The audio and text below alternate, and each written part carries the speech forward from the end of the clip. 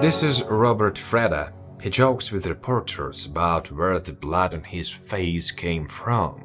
He has just been informed about the brutal attack on his wife.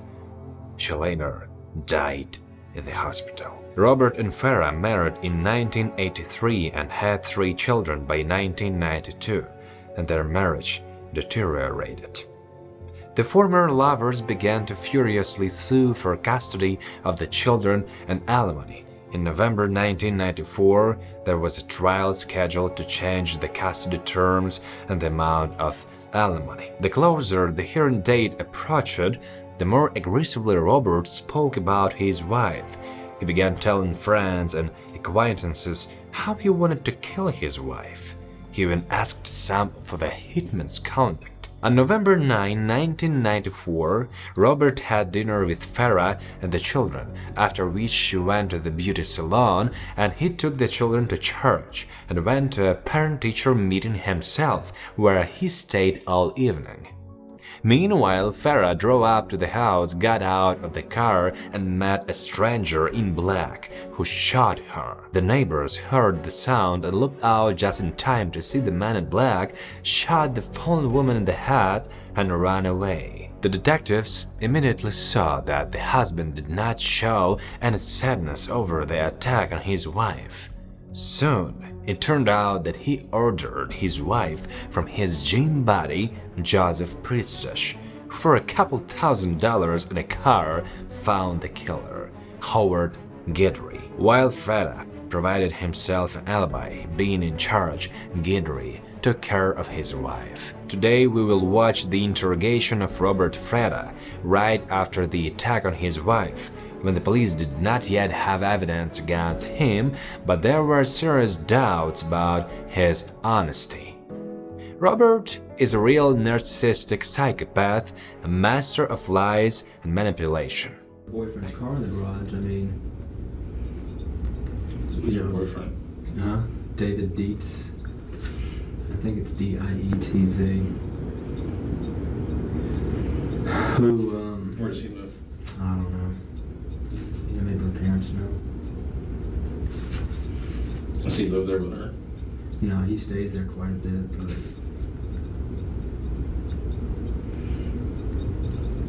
Was he there earlier when you got there? No, when I got there, y'all were there. He was there Sunday night when I dropped the kids off. When did you pick the children up this time? Picked Amber up. I guess I picked Amber up about 4:45, something like that. And then Bradley and Daniel about 5 o'clock. Why different times? Well, because Amber was over at my mother-in-law's and Bradley and Daniel were at school. You picked the boys up from school? Right. Did you arrange with your ex-wife to pick your kids up at the times that you told me that you picked them up? I'm supposed to pick them up at 6, but I've always picked them up earlier. So you arranged to pick them up when you did? Not really. It's just Were you expected to pick them up? Oh yeah, I'm always expected to pick them up, but I just always pick them up before 6. It's something I started from day 1 pretty much and just kept on doing. I used to always coach their soccer, so I'd pick them up early. And what time does your wife get home, or your ex-wife get home from work? at 6 o'clock. Where does she work? She works for American Airlines City Ticket Offices. The last time she paged me, whatever, it was to one on at the Marriott Hotel. Yeah, the Marriott is at the Marriott. How long have you been divorced? February 27th of 92. How long had you been married? 9 years. When were you married? On May 7th, 1983. Have you ever been arrested? No.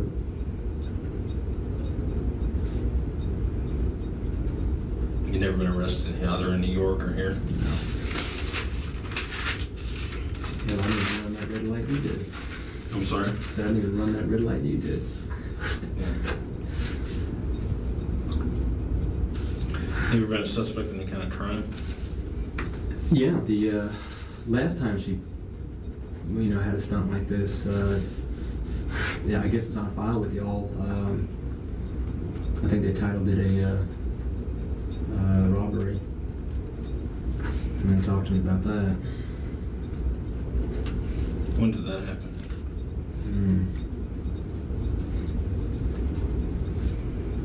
I guess it's been like 6 months now. What happened? Well, I never really got the straight story. According to my children, somebody came in the house, bypassing the alarm system and everything else, did nothing, but, according to Farah, what she told detectives was that he said that he was there to, quote, this is what they said to me, have my ass in a sling. Yet, I'm listed in the phone book. I'm easy to get to, so I don't know. But anyhow, I never did understand that one. I thought that was a stunt that she was pulling. What type of work do you do? Work for the city of Missouri City. What do you do? Public safety officer, combination firefighter, police officer. You're a police officer? Mm-hmm. I'm sorry? Yes, sir. What's your wife's name? Farah, F-A-R-A-H. Last name? Fratta, F-R-A-T-T-A. What's your middle name? Famida, F-A-M. I think I-D-A.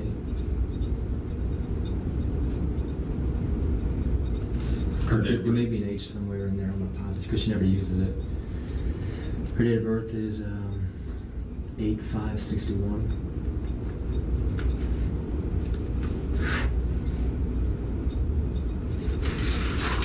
You've been separated since when?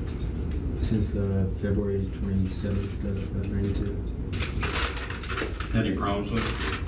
With her? Yeah. Well, aside from the incident of that deal, I had called the constables out a couple of weeks ago, and that's where I met the one guy that was there tonight for her letting Daniel run away, or actually telling him to go, but whatever. Also, something strange, which I recorded. Bradley called me Sunday night, mentioning that he was very upset and he was crying.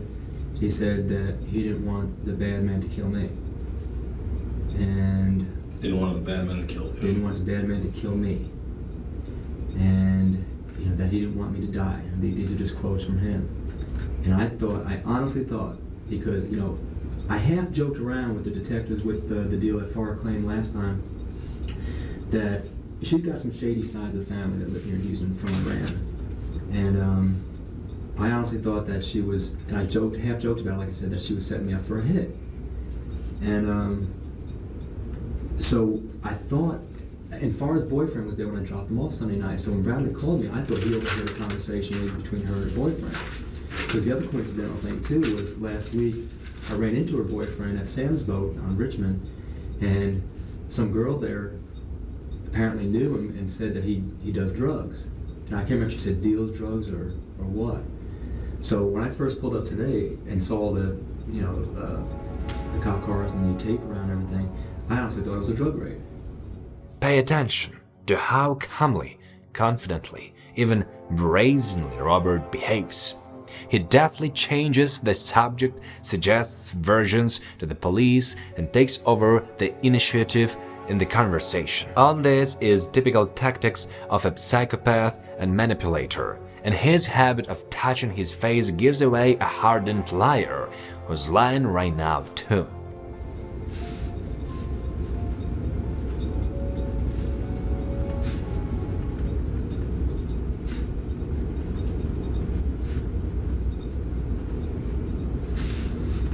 Now the other thing is, I have, I'm trying to remember what they are, a diary, several tapes, and $1,000 check that were taken out of my house. And I honestly felt that somehow she was behind that, because the diary was strictly for the divorce, the tape was strictly for the divorce. $1,000 check was no good, but whoever saw it maybe. Why do you think she would take your diary, your $1,000 check, and your tape? At first, I didn't. I mean, I thought I misplaced them somehow. But then, I mean, all these things I was remembering afterwards. I came home one morning, and I always call forward my phone to my voicemail before I leave the house in the morning, and I leave like 10 to 6. I came home one day and hit my redial to listen to my messages, and when I hit redial, Farah's answer machine picked up. I didn't think anything of it. I'm like, oh, and I just dialed my number. And then all of a sudden it dawned on me, I mean like a week or two later, just hit me right between the eyes, like, wait a second, what the hell was her number doing on my redial? Because when I left for work, I didn't call her. Follow what I'm saying? I called my voicemail. That's the only number I dialed. What reason would she have to come into your house and take the time? And here again, this is a little wacky. I just felt like I have a mess load of tape recorded conversations with her throughout this divorce, and a lot of them were very incriminating with her. How were they going to incriminate her? That her going to be lying to the judge, her saying she would lie to the judge. What was going to be the end result of all this? Maybe she thought she was going to lose the custody of the kids. We're battling for custody. Yeah, right now. Right. And that's why I figured you had me down here. You figure I'm got something to do with it because we're battling for custody. So, I assumed there was some kind of a custody settlement when you got your divorce. No, the divorce isn't finalized. I thought it was still final. When's it going to be final? No. Well, we're supposed to have trial like towards the end of the month. That's why I'm trying to get all my tapes and everything in order now. And I mean, I'm missing some real important ones. I'm missing an assault tape. She tried to file assault. Oh, that's something else too. She tried to file assault on me. And I wish you could have heard the tape, but the constable did hear it because he came over to my house and heard it. Mommy, that's a long drawn story. I don't know if you want to know that. But anyhow, that's one of the tapes that's missing, is the deal that I had the tape recorded in my pocket for that whole assault deal. And the cop listened to it and realized that, hey, she assaulted me. So it was totally the other way around, and she tried to file charges on me.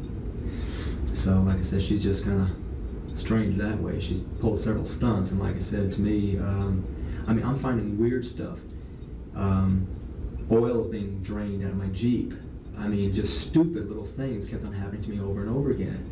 And like I said, I just kind of sat there sleeping with my gun by my bed and everything else. And I mean, you can ask any of my girlfriends, the way I sleep, it's ridiculous, because I honestly felt that she was trying to pull something on me. That's why I'm shocked as shit that this happened with her. And that's why, I don't know if her boyfriend's car is in the garage, if he had anything to do with it, or if something backfired on her because maybe she honestly was trying to do something to me, or what the hell the deal is. I have no idea. But nobody, I mean, all my friends know the bullshit I've been through. A buddy of mine, he borrowed my key one time to go into my house. Now, see, everybody knows I work a 24-hour shift, so it's easy if you want to go into my house. I mean, she knows when I'm going to be home, when I'm not going to be home. So the one day I was working my 24-hour shift, buddy of mine went into my house to take a shower, and he heard people in my house that opened the door and boogied out and left. Now, and plus, I was missing a bottle of wine out of that stupid ordeal too. Is any forced entry? No, that's the other thing too. Is I'm a little unorganized, but I had like several keys in this one drawer of mine, like about 4 extra keys, and this is all kind of recently that I'm noticing this stuff. Okay, because it just never dawned on me I was possibly being burglarized here. I just thought I was losing my mind. So I'm missing several keys. So whoever is coming in is just waltzing right in. I just like last week, and I just talked to my attorney's associate because I wanted to see if I should try to file some sort of burglary. I found forced entry to the garage door that I never use, but I didn't notice it, so I have no idea when it occurred, because you'd have to see my house. That's another reason why I was hoping you'd come over to my house. I was going to show you different things and play that tape for you. That's my son and everything else. But I also didn't know what questions you were going to ask and everything. But so whoever came in came in through my garage. I also had a nail like here in the doorway to that one door that's gone. So I know somebody came in. But here again, I never noticed it because I put that nail in a year and a half ago and never even. What reason was somebody had to come in your house like that? You know, either, first of all, I've got nothing to steal. But like I said, the only things I'm missing, all right, that bottle of wine the one time when somebody came in when my buddy was there, the tapes, my diary, which my diary was strictly for the divorce. It was strictly divorce diary. I don't keep diaries. And the check, like I said, that was just a random check that made out to me. So I have no idea. No TVs taken, no VCRs taken. Was the check ever cashed? No, it was a bad check. Did you ever file a report? No, I just found all this out relatively recently, and that's why I told my attorney. And to me, I didn't know how I was going to prove this because at first I just thought I misplaced everything, and it wasn't until last week that I happened to notice my garage door. I still don't understand why somebody would come in your house. You and me both. That's what I'm saying. I don't know. Pay attention to his gestures. He points his finger at the detective, makes wide, theatrical gestures with his hands, even gets up from his chair. His whole behavior literally screams about how hard he is trying to help, and the victim here is him. Well, see, if they had that much access to you, they'd just kill you. You're right. You're 100% right. Yeah. And that's what I've been saying to my friends too. It's like somebody's fucking with me, but not trying to kill me. And that's why when Bradley called me up Sunday. You're a police officer? Yeah. How long ago did you realize you were being fucked with, as you put it? Like 2 months ago, something like that. 2 months ago. Well, no. Well, Ray's deal was maybe a month ago, something like that. And you haven't done anything to prove that you're being fucked with? How do you prove it? I just last week noticed the door. You're a cop. Yeah. And I sleep with my You know gun. as well as I do, there are ways to prove that, such as cameras. I'm sure your department will help you out. I am broke, big guy. I mean, I've got nothing. My You got wife's got neighbors? this. Yeah, cops are on both sides of me. Yeah. Yeah, they don't see anything. Let me put it this way. When my buddy Where'd you went go into to my high house, there were no cars there. Where'd you go to high school? New York. In New York? What's the name of the high school? W.T. Clark. It's C-L-A-R-K-E. Where is that at? It's Westbury, Long Island. Westbury? Yeah.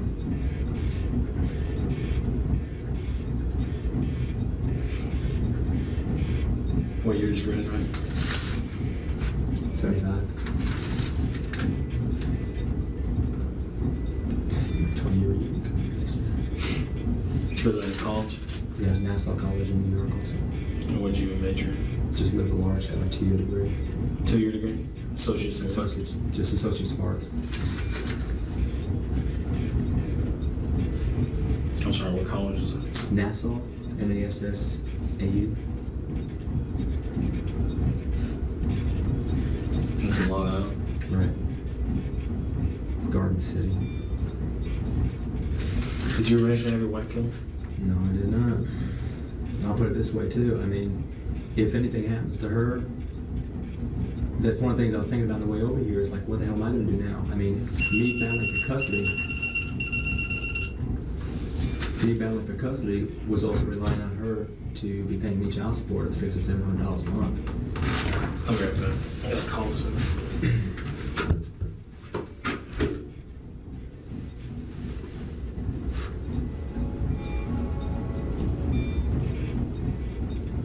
He rubs his eyes, fidgets with his hands, changes his position. He tries to seem upset, but his whole body says, "I am in charge here." He's incredibly self-confident and determined to succeed.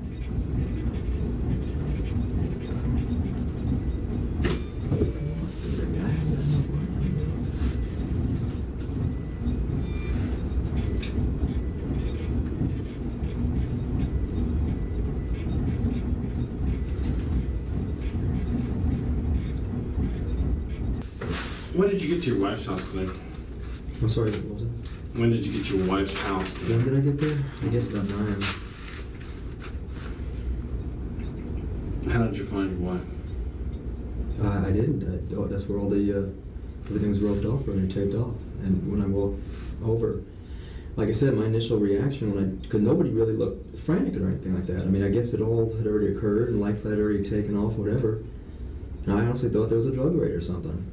So that's why I walked over and didn't think too much of it. And one of the constables told me.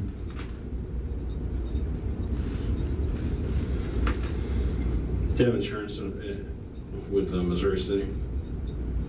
You mean health insurance? Life insurance?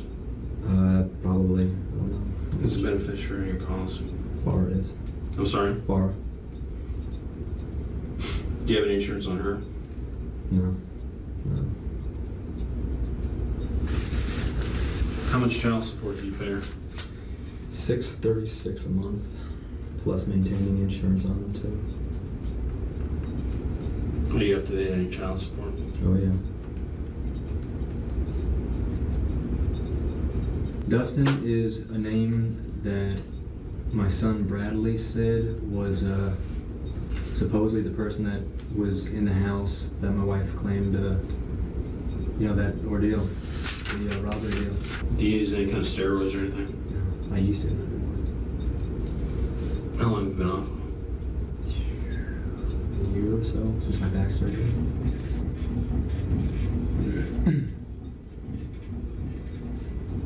Oh, please note, all mine were legal through doctors. You can check that. I never did black market.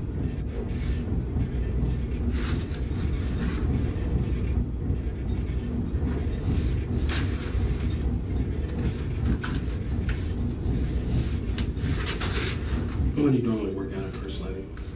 Where? When? When? It varies. Today I worked out at 3. It changes all the time, but most of the time, nighttime, anywhere between 6 and 10, let's say.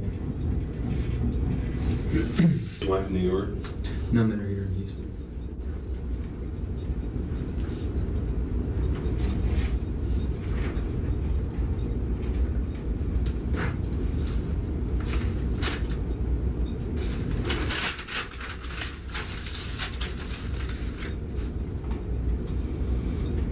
Today, did you work today? No, I was off today. And you picked up your son at what time? Or your daughter, I'm sorry, Amber? Amber was before 5, and the boys were about 5. Like I said, she was probably about 4:45. My mother-in-law could probably tell you the time. What did you do with them? From there, we went to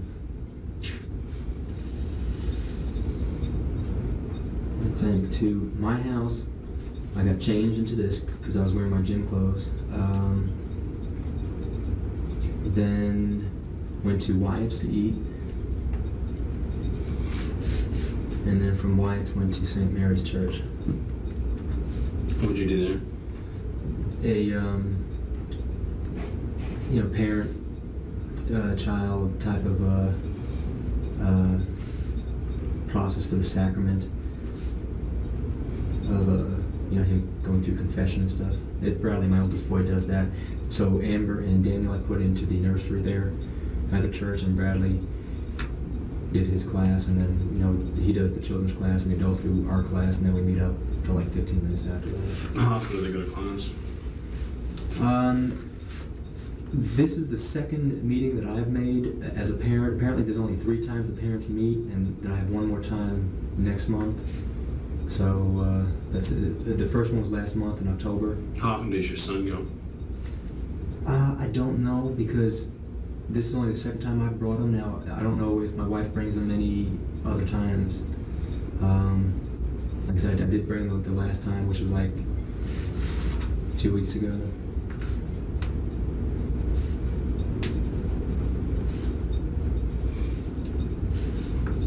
That's a Catholic church? Yeah, St. Mary's Catholic Church. What's the name of the father that runs that program? Paul, I believe. Is that what runs it?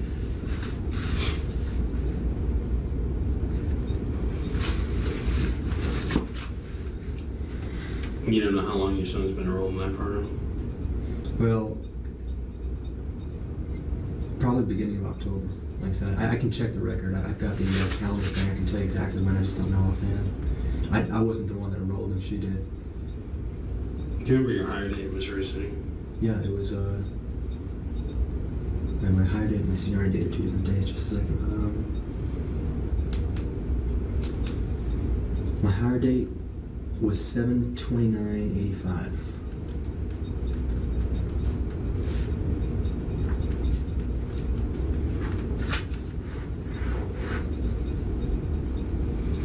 Did your wife instruct you to take your son to church tonight? Yeah, she prearranged it with me. It's just like last time.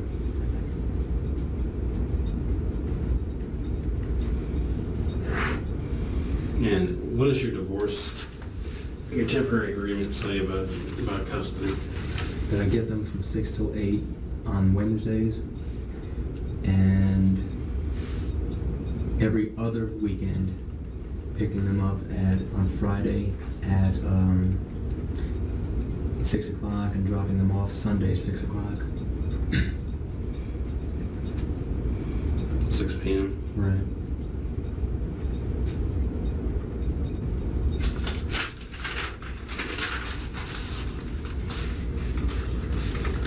Have you talked to your attorney about what permanent child support can be?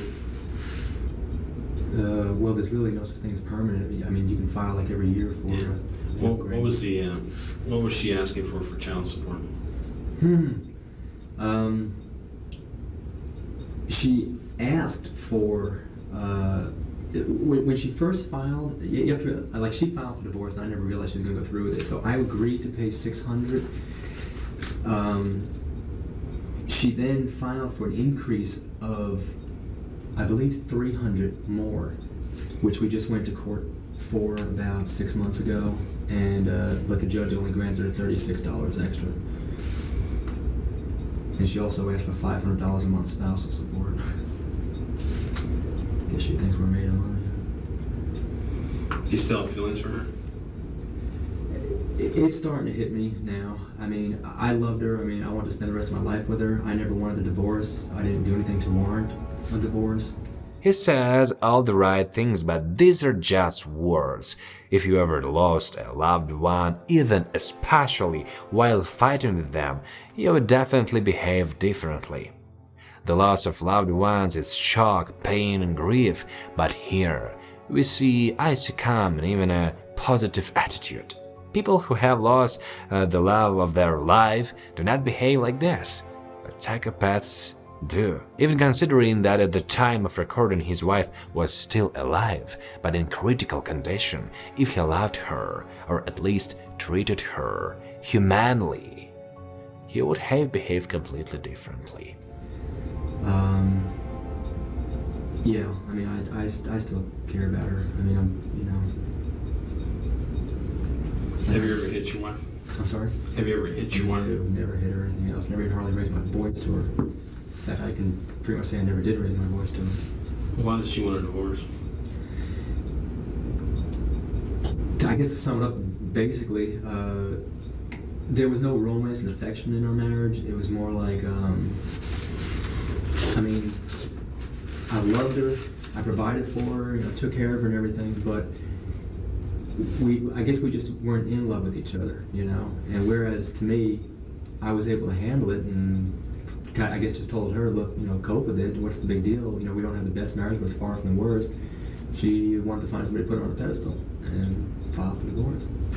How long was it before she started going with this boyfriend? This David Dietz, they've been dating for over 2 years. It's been a while. And when were you separated? In February of '92. How did you feel about that? I was shocked that she filed for divorce. I mean, I never expected it. How did you feel about David Dietz? Indifferent. I mean, he seemed okay. The only things I ever asked were, my children as to how he treated them. I just found out very recently that he did spank Daniel one time, but and aside from, I mean, we never really talked. I offered him the opportunity to talk and even play mediator in this. He declined. When I saw him the other night at Sam's boat, he was different from other times. I mean, I don't know if he'd just been drinking or if he actually was on coke, because he definitely had a different personality. He was a little more aggressive and talkative. Is he as large as you were? Oh, bigger, and he's about 6'2", 220 something. Does he lift weights? Yeah, he works out with farm. She works out? Yeah. Have you ever had any kind of physical confrontation with him? No, not at all. And your girlfriend's name? I don't really have a girlfriend. No. In between. Status in between. Rarely. The last time I went out was Sam's boat when I ran into him. You ever go to Thomas Burns? Rarely. I mean, like maybe 5 times in my life. When you do, where do you go? I've been to Trophy Club. This is the most recent one. And How many times have you gone 3. And then the Colorado Club like once. That's it.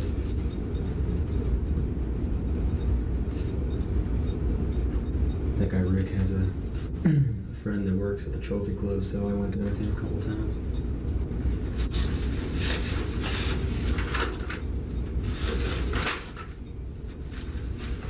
But don't tell his wife that. there? Who's his friend at the Trophy Club? I don't even know her name. Is she a waitress or a dancer? A or waitress. What's her name? The first name? I don't know. Oh wait, hang on. Rhonda is her first name, but I couldn't tell you her last name at all. Did Rick know the people that own the club? I don't know. Not to my knowledge. What nationality are you? No, my father was Italian, my mother's Irish and German. I'm American.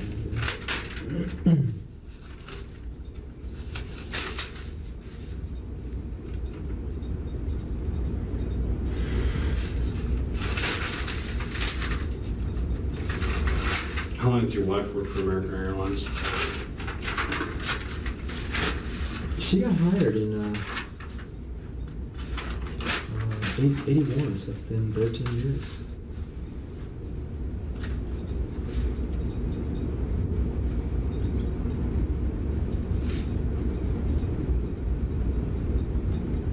What did the doctor at the hospital tell you about your wife's condition? That it wasn't good, that she had a pulse, and I think he said she had a pulse and was breathing, but it wasn't good. He didn't know if she was going to be a possible vegetable or anything like that. He just didn't know at this time, and that's why I wanted to take the children down to see her, because my father died when I was young, and I regretted not being able to at least be there for that. So I was thinking about letting the boys at least talk to her, and just keep Amber out. If she dies, how are you going to feel about that? I feel sad. I mean, like I said, I do still have feelings for her. And I feel very bad for the children. I mean, regardless that things were going, bad with this, regardless that things she was doing stuff to fuck with me, she's still the mother of my children. I never, would have wanted anything like this to happen. I mean, I still, for some reason, I feel like she knew the person, for some reason. Do you think you had a fair chance of getting custody of your children? Yeah, I did. And I think she knew it.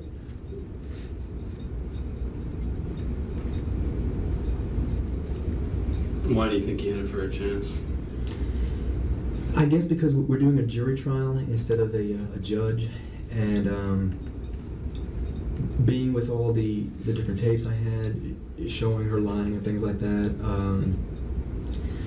we were more going to just basically play on the people's that basically, I mean, I was a good husband. I didn't do anything wrong to warrant this, and it's only because of her selfishness that she broke up the family, and so, and plus the different things she's done since the separation, not letting me see the children certain times when I've asked,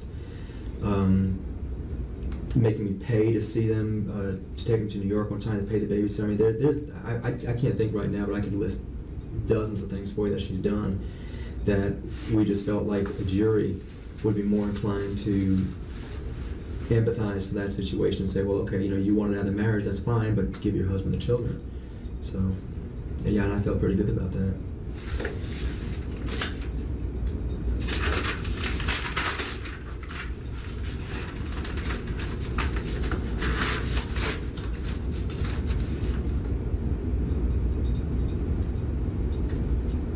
How did you end up living 3 blocks away from her? One of my intentions, one of the offerings I made to her, first of all, I just want to be close to my children. I was very involved with them, the boys coaching their soccer and baseball. And it was a hassle. When I first moved out, I was living down in southwest Houston. And I then had to travel like up there to coach, and it was a pain in the butt. So besides that, I love the Humble area. I mean, I think it's a real nice area, nice family environment, and I was also thinking positive that I was going to end up with the children. I wanted them to maintain their schools there, the same friends and everything.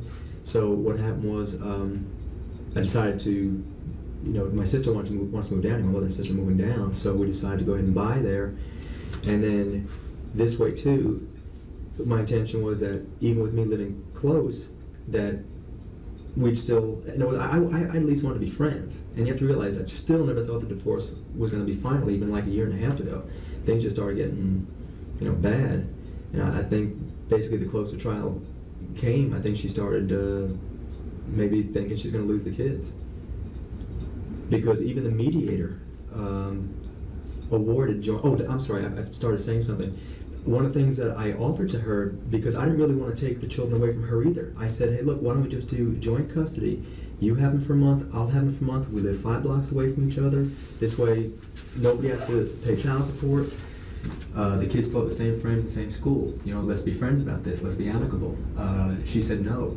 The mediator that we had granted the joint custody, and they sent a letter to him and to the court accusing him of being biased to women and racially prejudiced because she's Iranian. So, you know, but that's what my intention was just to keep everything amicable. Who hates your wife enough to kill her? Nobody I can think of. I mean, I can't think of anybody that hates her. What's wrong with this picture? Your wife lives in an above average neighborhood, upper middle income neighborhood. I know for a fact the houses go from probably 90 to 150,000. Very little happens out there, I know that for a fact. And your wife is shot out of the clear blue as she's going in the garage. Nothing's taken from her. And for no reason. Nothing was taken the last time either, except the stupid telephone or something like that. Yeah. All I can say is, check her lifestyle. She went out clubbing a lot, got a boob job and flaunted a lot. Supposedly, like I said, according to her, the person that went in last time supposedly knew me. So, I mean, that means he knew her. Why would somebody have a reason to be mad at you? I didn't believe that, okay? I mean, I don't think there is. Because to me, if somebody's mad at me and wants me, I'm very easy to get to. I'm listed in the phone book. You got my address, my phone number. The people, like, you know, we discussed already that are messing with me. Oh, well, the other thing is, too. Why is everybody messing with you? I don't understand. You think I do? You know, all I can do is All I know is that I'm a homicide investigator. I've been one for 4 years now. I worked as a detective for 6 years before that. I've arrested hundreds, more than 2,000 people, and nobody's ever come to my house and messed with me. It's kind of odd. You're right. Yeah, I don't know what to say. Yeah. I'll be right back.